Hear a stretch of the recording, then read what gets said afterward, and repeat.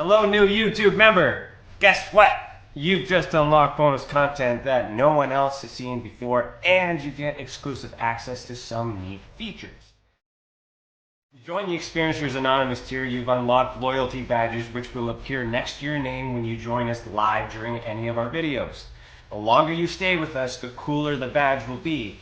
Also, you get to use these cool custom emojis that we make just for you. You also get to access our private Discord chat where we can communicate all the time privately. All you have to do is email us at admin@tessacan.org. Let us know you want in on the discussion and we will send you the link directly to Discord. This tier also unlocks early access to new videos, behind the scenes and blooper footage, as well as some exclusive videos made just for members. All that for $2.99 Canadian a month. If you join the unclassified tier for $4.99 Canadian, you would get everything I just said, plus extended footage of some of our featured videos, a discount to our merch store, and so much more. If you are a member of the unclassified tier, email us at admin@tessacan.org and let us know, and we will send you a discount code for the Paranormal Hangar. All proceeds go back into the mission and help us create educational content for you and the rest of the world. Thank you for being a part of that journey. There are lots of perks, so make sure you check that out. Also, you can use this tab to share and communicate with Tessa. That's it. Unless you have a better idea. If you do, email us at admin@tessacan.org if you have any requests for videos or bonus perks or anything at all. Really, you are in charge. Don't be afraid to reach out. Hey, thanks for your support, and if you know anyone else who may benefit, please share our channel. The more people we have, the more we can help. And thanks for watching. Keep your eyes in the sky. Say it with me. Say it, Tim. Feed the world. Feed the world.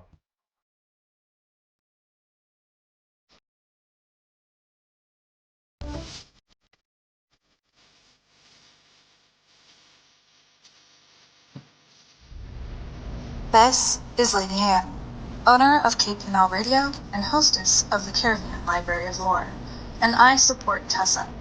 As an experiencer myself, I have filed my own reports with them, and the professionalism and heart they have shown my case goes above and beyond. If you have had an experience, I cannot recommend Tessa enough. Hi, this is Ernie Hudson, Winston's Admiral from Ghostbusters. I want to let you know that Ryan Stacy, he's created the Experiencer Support Association, TESA. You can check them out at www.tesacan.org. Now, they investigate paranormal, UFO, and provide support to experiencers. You can check them out at, like I said, www.tesacan.org and see for yourself if they're really Ghostbusters. I can tell you this. They are a non-profit organization. Live luck, have fun, and keep it honest.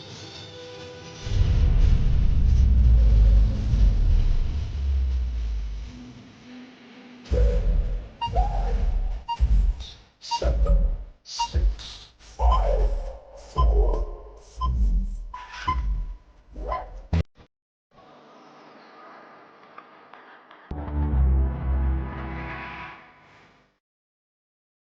Good evening. You are listening to Beyond the Tinfoil Hat, a podcast by the Experiencers Support Association.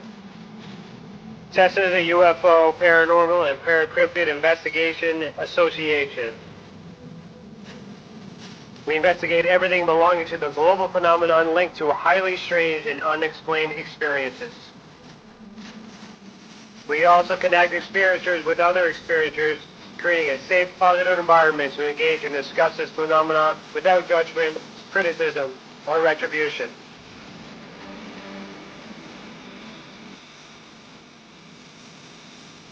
From the land of the white rolling sands, on the southeasterly tip of Georgian Bay, to all of you listening around the world, as we simulcast live on KPNL Radio, we salute you. If you want to go back and listen to our previous episodes, go to youtube.com/the Experiencer Support Association.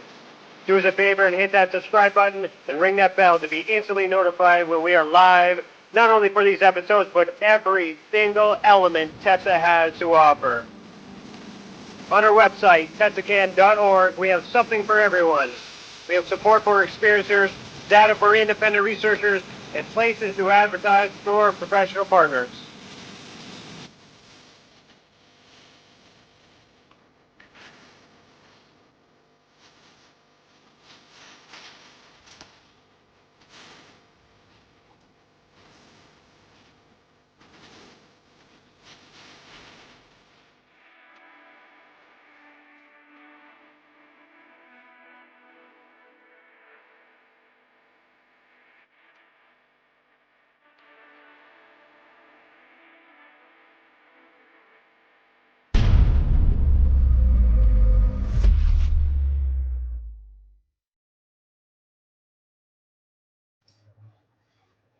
Good evening. Today is Thursday, June 24th, 2021, and I, Ryan Stacy, am your host this evening. Remember to super chat, click the $sign next to your name in the comment box and choose any amount you want to donate and ask your questions live. If you're catching this on the replay, please consider becoming a member to unlock bonus content, including behind-the-scenes bloopers and extended footage on all our project developments. Our guest for Season 3, Episode 20 is Victor Viggiani. Victor Viggiani is currently the news director of ZlandCommunications, an international news service. His study of the anomalous aerial phenomenon, research and analysis of extraterrestrial issues span over 30 years. His experience involves UFO sightings, sighting reports, investigations, academic and radio journalism with a primary focus on UFO ET government disclosure. Victor has addressed the media and audiences in Sydney and Brisbane, Australia, Washington D.C, at the Washington D.C National Press Club, Rochester, New York, CBC and CTV Toronto television news programs, and at the Convocation Hall in the University of Toronto. Victor is a regular contributor to the Richard Syrett Show at AM 740 radio in Toronto. As news director, Victor oversees ZlandCommunications, an exclusive Canadian focal point news service providing international coverage, commentary, and the distribution of news and events related to the geopolitical implications of UFO and ET disclosure. Victor's committed goal is to promote and facilitate genuine educational experiences for media, politicians, academic and private institutions, and the general public about the implications of disclosure of the extraterrestrial presence currently engaging the planet. You can contact Victor Viggiani at zland@simpatico.ca. His website is zlandcommunications.blogspot.ca. But wait, there's more. Victor is also the Canadian representative for a new organization called ICER, the International Coalition of Extraterrestrial Research. And Victor and I go way back to my days with MUFON Canada, and this is the first time I've spoken with him professionally since my departure. So Victor, put on your tinfoil hat. How are you doing this evening? Just fine, thank you. Great to be with you, Ryan. Great to be with you. Thank you so much. It's good to see you. It's been a long time. It's been 3 years. It's kind of, I don't know if you've seen it, but it popped up in my Facebook feed yesterday that 3 years ago, yesterday, or 2 days ago, is when we had Alien Cosmic Expo in 2018. So it's been a long time. All right. So before we kick it off, we have an icebreaker segment. So the icebreaker is brought to you by Tim the Demon Guy Morrison. So we'll just bring this in here. His first question of the night.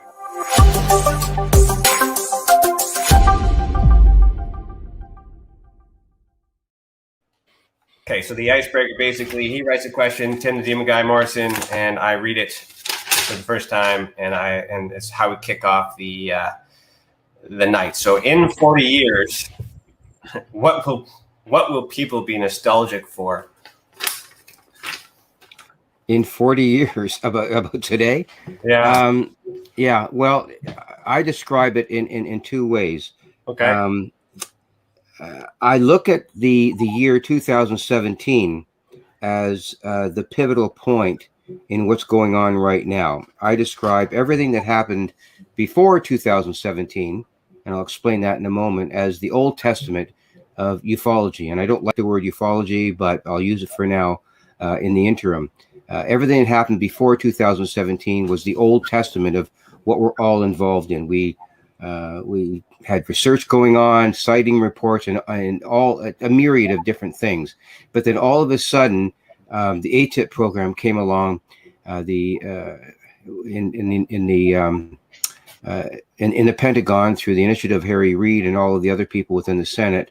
And then they released that information to the New York Times. So Ralph Blumenthal, Helena Cooper, and Leslie Kean published that ice-breaking, to use the pun again, article in the New York Times about the ATIP program that involved Luis Elizondo and the Pentagon and the 7-year program funded by a $22 million grant to the Pentagon to investigate UFOs. Everything that happened after 2017, I label as the New Testament of what's going on. Everything that happened after 2017 was so revelatory that it turned over a huge rock, a massive rock of disclosure. And once that rock was overturned, all of the bugs, so to speak, began scurrying all over the place. And we are at that pivotal point right now, dealing with the 2017 revelations by the Senate at that time. And so that's why I call it the Old Testament and the New Testament. So that's kind of where things started with respect to what's happening right now. And we're just moving forward in some large and small steps with respect to how disclosure is going back to the year 2017 as the pivotal bookmark in the investigation of UFOs and UAP as the main feature of when things really started to change, when disclosure really started to happen, and then who knows where it's going to go from here. So in nostalgically speaking, 2017 was the pivotal year, and in 40 years, people will think back to that year and everything that's happened since then with respect to what the Pentagon has released and what the U.S. Senate's Intelligence Committee is going to be releasing. All of those political things will be the juggernaut, the icebreaker, the huge ship that cuts through the ice of what's really going on right now. And we are hopeful that whatever happens tomorrow with the UAP report being dumped in the lap of the Senate Intelligence Committee, that will begin a new and very, very provocative interplay with respect to what's going to happen now and within the next 40 years. So that's my assessment. And what's going to happen within 40 years, they'll look back to today, this conversation right now with your friends and all of the people that are viewing this. They'll look back today as a piece of history that will in fact be revelatory with respect to what's really going on now and what's to come. That's the important thing about this. What will happen beyond today, tomorrow, and the next day? And that's really important with respect to not just the political aspects of this, but with respect to all of the people, all of the individuals who have in fact experienced contact with these off-world civilizations with respect to the so-called abduction phenomenon and all of that. So it's really important that we understand that this, what we're doing right now, we are making history right now, Ryan, and people will look back at this day, this broadcast, and many like it as a pivotal point. I'm having trouble with the connection. Please try again in a moment. With respect to that. So that's my assessment of that question. Okay. Thank you for that answer. That was the best answer that anyone has ever provided off of one of Tim's off-the-cuff icebreaker questions. So thank you so much, Tim, for asking that question. And thank you, Victor, for that answer. So that is the summary of tonight's episode, which is essentially what we want to get into. But before we get there, I kind of set this up just a little bit here to give some context to everybody and for our own kind of nostalgic kind of feedback here. So in 2016 is when we first met at the Alien Cosmic Expo. You had expressed to this panel down here on the right, which we got Paul Hellier. So we got Hellier, Cameron, Friedman, Pope, Bassett, Walton, and Dolan. So you all expressed to them a declassified NORAD document. And then, so before we get into that, I thought that maybe you could express to our audience and even from my own public knowledge, how you first got into this, especially when I understand that you used to be an elementary school principal in Toronto. So how did you end up here? And then from here, like up to this moment in 2016, if you wouldn't mind. Yeah, well, basically, in 1975, I was up at the cottage, up in my cottage in Barrie, Ontario, for those people just north of Toronto. And I was shopping in a mall in Barrie, and my wife was doing some other shopping, and I was wandering, and I went into a Kohl's bookstore and just wandering around as people do. And I happened upon the so-called New Age section, and I saw this book called Revelations by Jacques Vallée. And I really had never given UFOs or anything like that any kind of even second thought. I just picked it up and paged through it, and the forward looked interesting. I read a few pages, and okay, I'm going to buy this book. So I brought it home, and it was a relatively small book called Revelations by Jacques Vallée. And those people who are current with this issue will well recognize who Jacques Vallée is. So I'll leave that to them. So I brought the book back to the cottage and sat down that evening and read the book, and was just completely blown away by what Jacques Vallée had to say about this issue of UFOs. And I didn't really digest or understand everything about it. And I must admit, it was very confusing. So that summer, I read the book 4 times before I really understood what was going on. And from that point, I began to have an understanding of what this issue was all about. And then from that, I became involved in MUFON with respect to UFO sightings and reports and everything. And then after that, I became involved in a radio program here in Toronto called Strange Days Indeed with the host Errol Bruce Knapp. I was a co-host on CFRB, and we interviewed, Errol and I interviewed all of the key figures. And I'm talking about all of the key figures back in the late 1980s and the show lasted 15 years. So we were in touch with all of the major figures, researchers, authors, with respect to the UFO issue. So that gave me a foundation in all of this and brought me to the understanding that this situation was not about UFO sightings or UFO craft or reports, or this was all about it wasn't about lights in the sky. It was all about the lies on the ground, about the political implications and the way the U.S. government and other governments were lying to the general public about what this issue was all about. It was a very bad tasting situation with respect to how we are being lied to. So that brought me to the point of the political reality of what's going on. And as an activist and journalist, since then, I've been pushing for UFO disclosure and doing everything that I can to report that in ZLand Communications and to bring an educational component so that people understand that there are many tentacles to this whole issue, being political, technological, and also with respect to experiencers. So that brought me to the point of understanding that everything is all related. And then secondarily, my relationship with Dr. John Mack in understanding what he did with respect to it, and visiting him in his Harvard office and understanding that he had people who were going through extremely difficult situations with respect to the abduction phenomenon.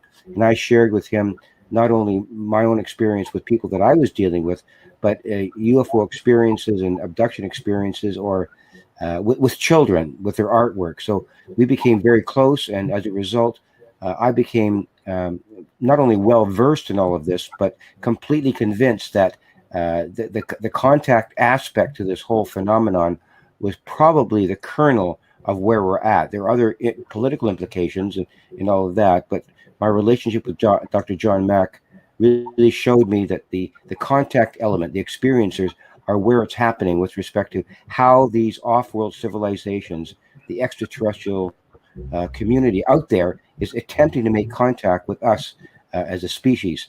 I mean, we are very far behind the curve with respect to their development, but they are trying to bring us up to speed as to what's happening in the cosmos, and hopefully the contactees will be a conduit through which diplomatic relations can be established between our fledgling civilization here on the planet and the extremely sophisticated, technologically advanced and intelligence beings that are out there. So that's very quickly where I'm at, where I've been, and where we're headed. And then 3 years later, you are announced as a member of ICER, International Coalition for Extraterrestrial Research. Mm-hmm. So is anything, this is the first time I've talked to you in 3 years, and this is the reason why we reconnected, is because I'm interested in understanding this new wave of things. So what briefly what happened between that moment up until now, and then what is ICER that as being the Canadian representative, how is that important? How can investigators like myself and assist, I guess, in some sense? Yeah, that's a good sort of standoff point.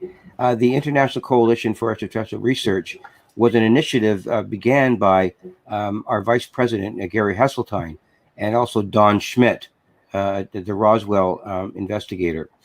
Those two had an initiative planned whereby they established, to begin with, a Chinese initiative to bring forward all of the information with respect to the extraterrestrial presence. So that initiative was sidetracked. So Don Schmidt and Gary Hesseltine decided to begin their own initiative, their own citizens initiative with respect to the extraterrestrial issue.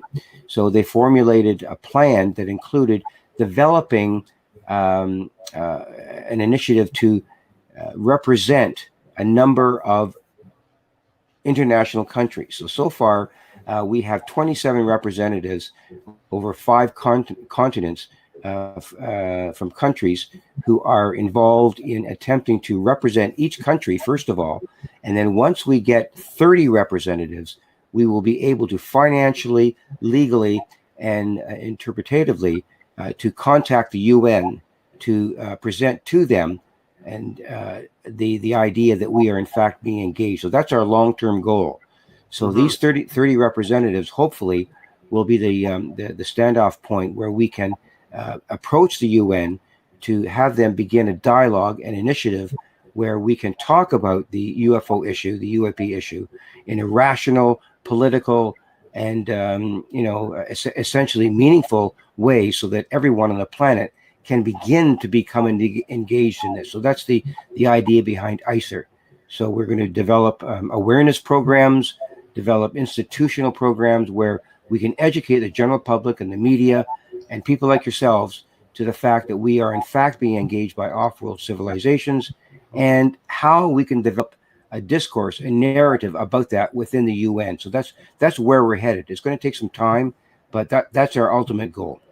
Now, how important is that we have that, with everything that's leading up, with all the and also I wanted to recognize the effort that you put in to get to this point. And I want to, for our audience listening, keep in mind he was a school principal at the time. So like the background, like starting point, there's a lot of us who come from different walks of life that are putting in a tremendous amount of service to ufology, and this is huge for everyone. And so thank you, Victor, for your service so far, and thank you for everything that you're about to do. So, where are we at in respects to, I guess, Canada and the disclosure movement that is supposed to happen tomorrow? So what is happening tomorrow, and how does Canada perceive that? What's Canadian perspective on this? Well, what's going to happen tomorrow is a bit of an unknown. It's quite clear that I've been in discussion with the solicitor for Luis Elizondo, the lawyer Danny Sheehan. I don't know if your audience is familiar with Danny Sheehan's work, but he's a former Watergate lawyer. He was involved in the Karen Silkwood case. He was the general counsel for the Jesuit Council here in the United States. He was a member of a team that began investigation into the Vatican files of UFOs. So Danny has a very well steeped understanding and experience with the UFO issue. So he's currently representing Luis Elizondo with respect to this issue. So the understanding that he has and Luis Elizondo has about what's coming tomorrow is just sort of a curtain opener. It's sort of like a first stage of what might happen with respect to how the government will frame this issue.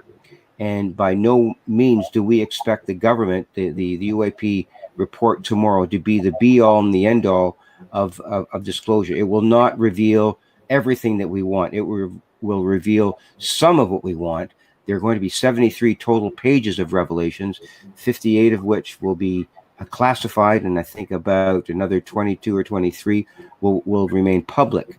So we don't know what's going to happen with those revelations. We don't know which way it will turn, but the Senate Intelligence Committee, headed by Mark Warner and co-chaired by Marco Rubio, will have to determine how they interpret that document or those files and those revelations, and then make some sort of determination publicly as to what it all means. And we are convinced that what's going to happen tomorrow will be a couple of things. First of all, it will describe the UAP issue as a national security threat. That's kind of where I think they're going to go. And we're sort of all agreed to that the United States government and the military really have no other alternative to frame it that way. That will be their initial response.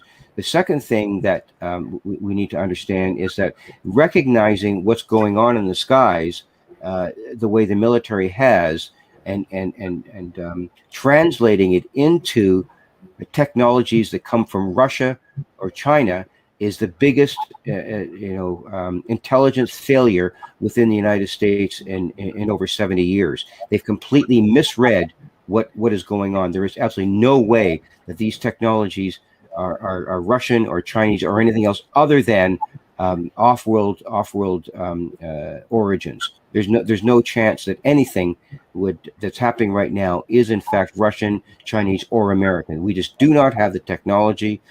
Some countries may be experimenting with it, but there's no way that we have craft that can move at 43,000 miles an hour in our own atmosphere and not burn up or create a sonic boom. There is no way that we have craft that can move underwater at 200 and 300 knots, underwater. We just do not have that technology. So the only other alternative at this stuff is off-world in origin. Now, that amount of information will be very difficult for the general public to digest, and they will try to frame that information in a way that will be meaningful to the U.S. public and even international community, so that they can develop their own framework of funding more and more weaponry to fight against or to counter whoever these extraterrestrials are as a national security threat. That's the way they're going to frame it. But eventually they will move away from that position in the realization that there is no way that we have any kind of weaponry that can counteract who these extraterrestrials are.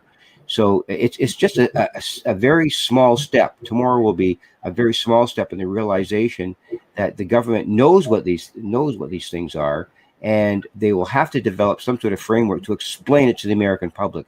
And that will be the only first step in the public understanding what might be going on.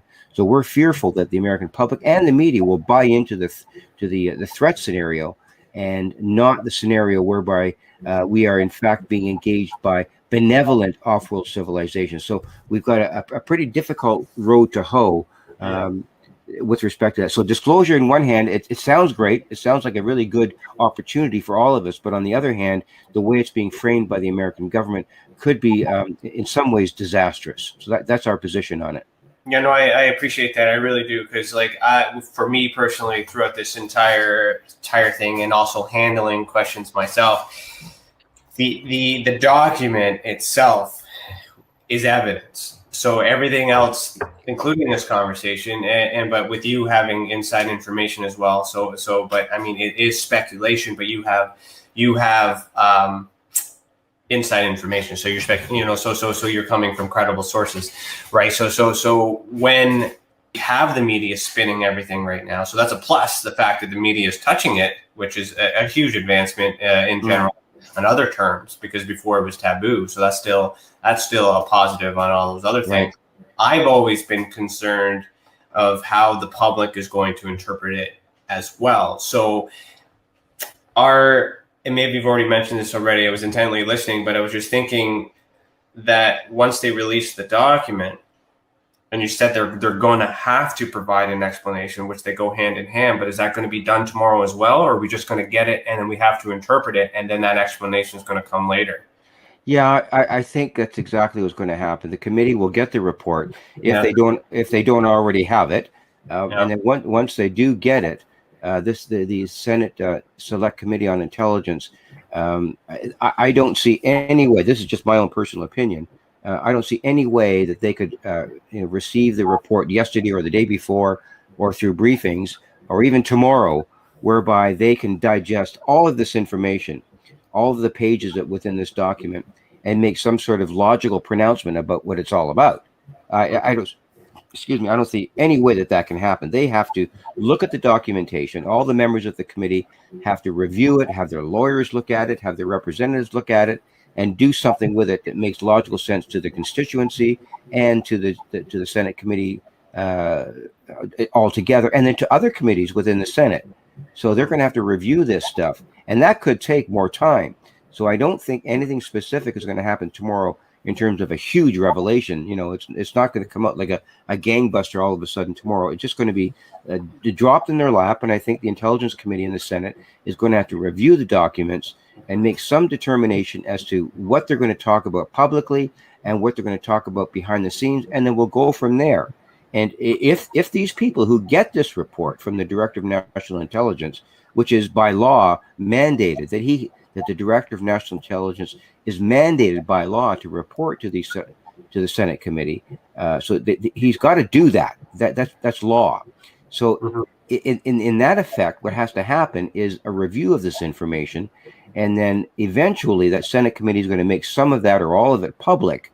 And then from there, they're going to have to make a determination as to where they go from there. And our estimation, hopefully, is that if the Senate committee, the Senate Intelligence Committee, is wise enough, and I use that word advisedly, if they're wise enough, the only move they have after they get everything, once they digest it and ruminate over it, the only move they have is to hold public hearings, calling in a Senate committee with their own committee, or developing an ad hoc committee to deal with this UAP situation, and call forth military, government, and public witnesses to testify before Congress or the Senate as to the reality of what these pilots have been through, what the military has been through, not just within the context of, since 2004,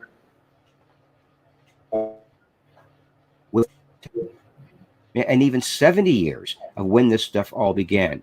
And our point is that the Senate committee and this report seems to be founded upon what's happened only within the last 5 or 6 years. And that is a falsehood. This stuff is not new information. This is not 7 or 8 or 10 years old. This stuff is 40 to 70 years old. These things have been coming and going within our own atmosphere for well over 70 years, and possibly even longer. Roswell happened, although they won't address that. The Twining report was very descriptive about it. They won't deal with that. So in a sense, they're misrepresenting what's going on by only focusing on what's going on now, and not what's happened in the past over 70 years. So that's how this information is being manipulated and being sort of framed in a way that this stuff is new information. All of a sudden, the American public is going to say, oh my goodness, UFOs have been happening over the past 10 or 15 years. That's an absolute blatant falsehood. And we have to deal with the fact that they're framing it that way, along with the threat scenario. So we've got a lot to do to educate the general public about how this information is coming down, why it's coming down, and why the military is only dealing with a very, very, very small segment of the UAP phenomenon. No, I agree with you on that for sure. So looking into the history of how this developed, 2017, the ATIP program, these three videos, or 4 now, I can't keep up, but that have been, I would say, Pentagon authenticated, that are being reviewed, that's being circulated in the media, and the whole premise of the push for this said report. From the investigative perspective, and the legal perspective on my end, I only foresee them having to comment on those items only, because those are the only items that are available to the public, that the public can confirm have happened. So with that in context, in your opinion, are they likely to add more? Or if they say that these things are or a two-part question, are they likely to add more to this because they really don't have to, in the sense we hope by the request that means that, but we also have to be specific, and they might just give us everything about those 4 videos and that's it? But then again, if they say that these are off-world technology and all these other things, well, and imply that or infer that, how? So the second part of that question is, how do experiencers who are investigative tools like Tessa and MUFON and other organizations like that, how are we going to prevent them from using that as an example that what they're experiencing is linked to that, and that's not military or something else or aerial phenomenon? Yeah, well, you've asked two loaded questions. Yeah. With respect to the last part of your question, I would exhort experiencers and contactees who've been through this stuff as the first contact element within the human species. They all know what's going on for the most part. Some of them are confused by their experiences. Some of them want to deny their experiences. Some of them want to try to understand. Some have a pretty good understanding of what's going on. Some are dealing with it in a very positive way. But my suggestion to experiencers right now is to stand by, to go on hold. Just stay with your experiences, hold them tightly, become convinced of them, which you already are.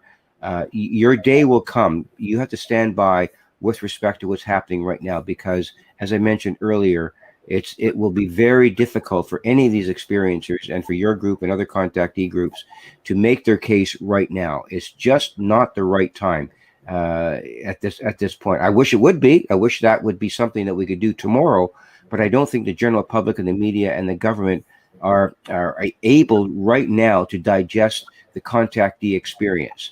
So my suggestion to people, they've held this close to them for many years. And the contact experience, the abducting experience, has been going for a long time.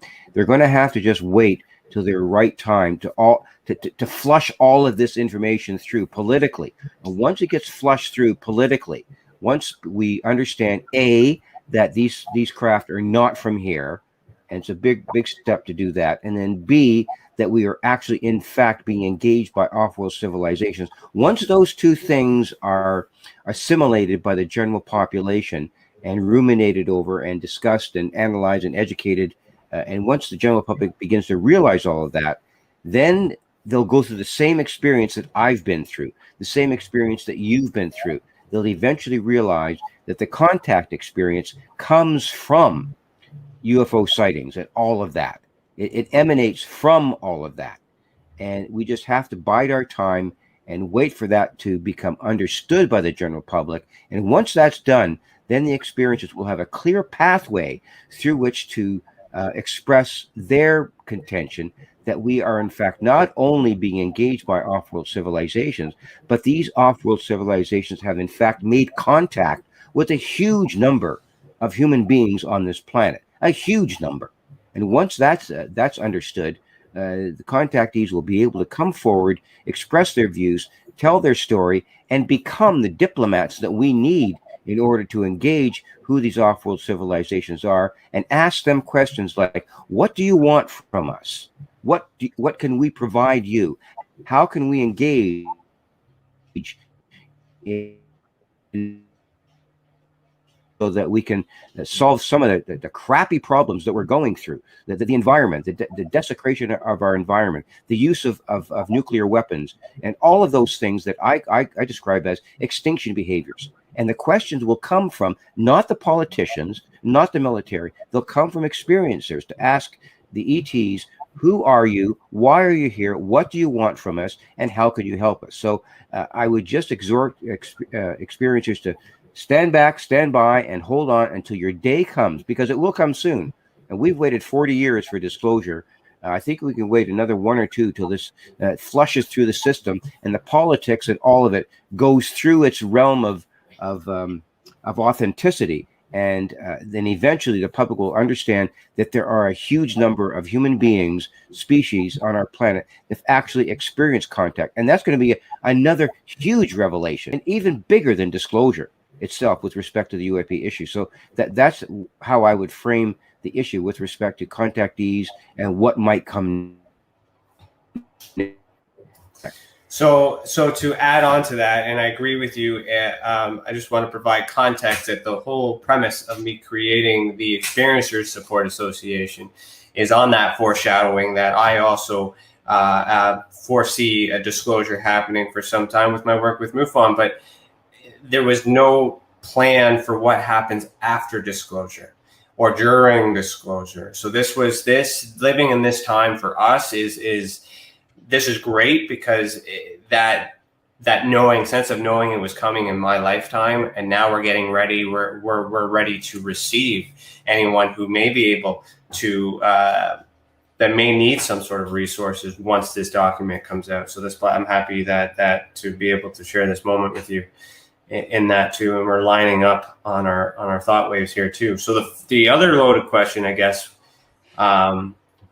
was whether or not we think that the government is going to be nice enough to share more than they need. What do you think? Well, that's a great question, and I'm glad you asked it. For decades now, for 70 years, the intelligence community, the CIA, the FBI, the NRO, have made a practice and celebrated the practice of deceiving the general public. That has been, that's how they operate. They do not operate telling the truth. And they've never done it, and they probably never will. So our assessment, not just my assessment, but generally speaking, the people within the political community, or the activist community, I should say, are convinced that we will not be able to get authenticity from the CIA, the FBI, the NRO, the NSA, NASA, and all of those alphabet organizations. We will never get the full story from them, because their basic mode of operation is deception. It's always been that way. That's what the CIA does. They're founded on deception and deceiving people. So why should we believe anything that they say? So that is why Daniel Sheehan and Luis Elizondo and Mark Sims, if you're familiar with those names, you can look them up. They are moving towards stepping aside from the government and creating this citizens diplomacy initiative to allow citizens, contactees, and other people who are concerned about this to begin to tell the story to the media about what's really happening, not through the filter of the deceptive information of the CIA, the NRO, and the NSA, and all those agencies that have been lying to us over the past 70 years. We have to find a way to get through that veil of secrecy, that veil of deception, to authenticate the information about the extraterrestrial presence to the general public, and then have the general public understand it from a point of view of diplomatic engagement. And we firmly believe that if these races are who they pretend to be, or who are purporting to be, if they are in fact as intelligent and sentient and advanced, highly advanced as they are, they will hopefully move towards a direct contact mode with us rather than dealing with government. And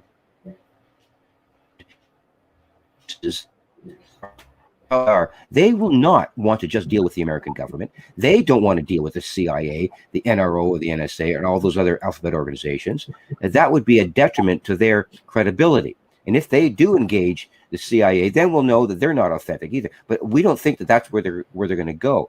They want to communicate directly with the human species, with the human family, with us, with you and I, with contactees. They don't want to deal with governments, because we know that governments are involved in extinction behaviors that will eventually, down the road, eliminate the human species with respect to nuclear weapons, plastics in the ocean, the degradation of our environment, the pumping of fossil fuels into the environment. All of these things are something that corporate America and corporate international corporations are set on doing. That's what their agenda is. And we need to sidestep that agenda and begin a cooperative element, which is diplomatic in nature, with these off-world civilizations directly, not through government. So that's where we're headed, and that's what's going to happen as far as how the human species has to view what's going on. We cannot view this through the lens of the CIA or the government. So we're not going cap in hand to say to the government, oh, please tell us what's going on. That is a falsehood. That is a misnomer, and it is a a misdirection. It is a sleight of hand on the part of government to get us to become cooperative with them in dealing with the extraterrestrial species. This is not a government issue. This is our issue. This is an issue of the human family, not government. I'm tracking that, and you know, like there's a lot of issues within any government about multiple things that we could go on the same subject, on the same way, in the same manner, and come to the same conclusion that it's hard to trust them with everything. And with that, like I've always remained neutral on this Lou Elizondo guy, you know, because there's just as much information that can discredit his motive just as much as well as we can credit his motive. So there's things that we can trust, there's things that we can't, there's things we can accept, there's things that we can't. But all in all, at the end of the day, we can't, either side, we can't ignore the fact that the actions have created these reactions, and therefore here we are. Now, with what you've just said in terms of trust, how likely, or how is it even possible for others to trust, say, Lou enough that everybody in the world would report to him? And then what about Canada? Like, why would, you know, why can't, like, is that where ICER would come in? Is that where, like, and then also, not that I want to hog all the work, but where, you know, am I out of a job? Like how, you know, like where does that fit for UFO, like us researchers and investigators that are currently doing all this work to assist, just to have a guy come in and say, hey, talk to us now? Like, it's good. It's great for the world on the global thing. But is it a takeover, or is it really too good? Like, it's almost too good to be true. You understand my hesitation here? I'm not saying it's bad. I'm saying I'm on that neutral line, but either way, how do we trust this? Well, my level of trust is embedded in Daniel Sheehan. I've known Daniel as a friend and colleague. My goodness, I'm talking now to over 20 years. And Daniel was involved in the Carter administration with respect to their invitation to him to go to the Vatican to find out about UFO files as the representative of the Jesuit Council. And he was given that mandate back well over 20 years ago.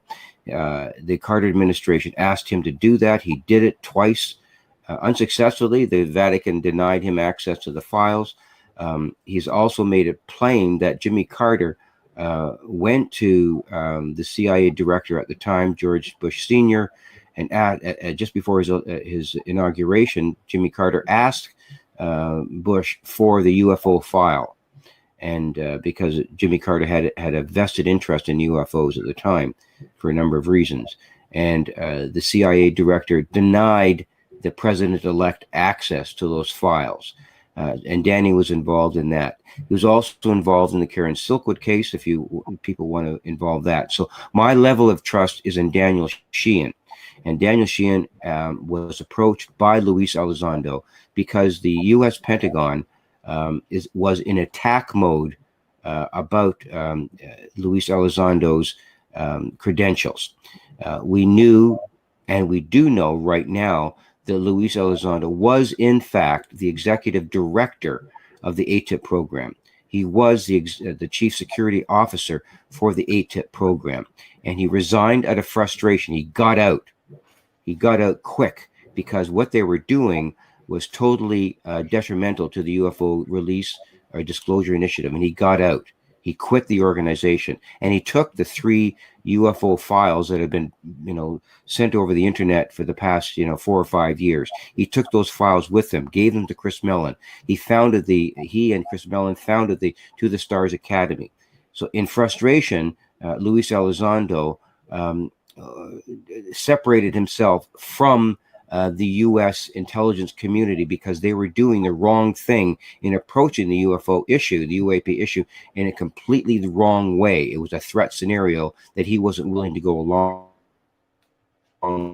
So Luis Elizondo's work there and him approaching Daniel Sheehan for assistance and getting into a situation where he could be represented by Daniel Sheehan, going back to the Inspector General and say the U.S. Pentagon has to stop lying about his former executive position, and they filed a complaint May the 3rd of this year to force the Pentagon to retract their attacks. Susan Goff, the head of the Pentagon Public Relations Committee, was attacking Luis Elizondo hand over foot about his relationship, saying that he had no connection with the ATIP program, which was in fact a lie.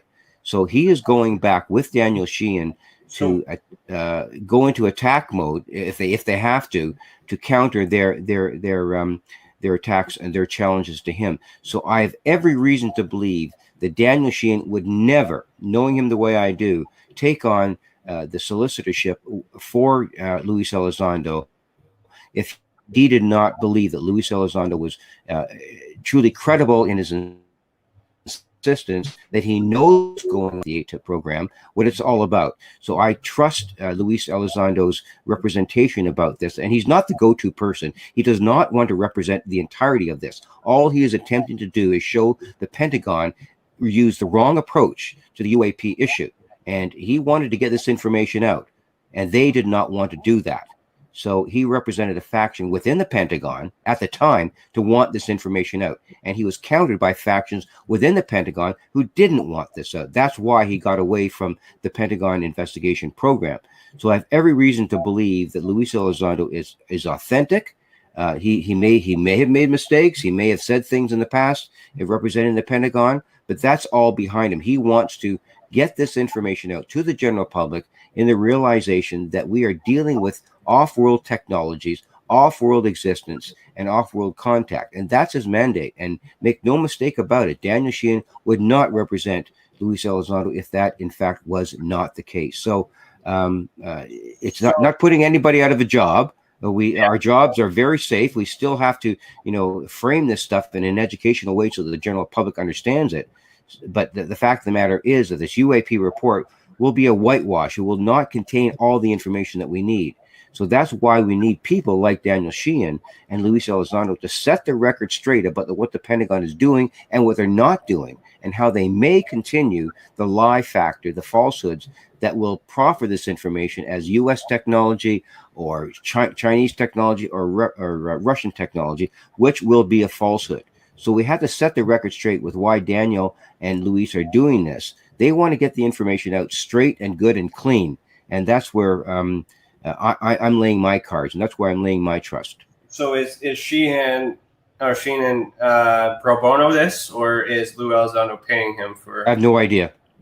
Yeah, would that matter? I have no idea. I don't get involved in that kind of. Yeah. I have no.